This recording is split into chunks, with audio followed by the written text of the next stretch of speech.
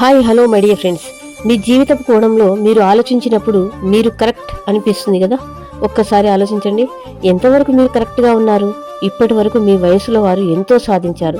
మీరు ఏం సాధించారు? వారితో పోల్చుకున్నప్పుడు మీరు ఏది సాధించింది? ఏమీ లేదు.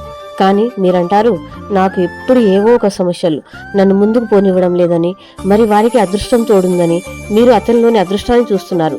అతను అదృష్టాన్ని నమ్ముకొని పైకి రాలేదు మై డియర్ ఫ్రెండ్స్, కేవలం తనను తాను నమ్ముకొని పైకొచ్చాడు. ఎస్, మీకు నమ్మకం లేనప్పుడే మీరు ఇలా నిరసించిపోతారు. అదృష్టం జాతకాలు కలిసి రావడం అంటూ ఏమీ ఉండదు. మన ఆలోచనలో మార్పు రావాలి. ఇక నుండి ఇలా ఆలోచించండి, ఇప్పటి వరకు నిరసించిపోయింది చాలు. ఇకనైనా చెప్పండి, నేను సంపూర్ణంగా డబ్బు సంపదతో కూడి ఉన్నాను.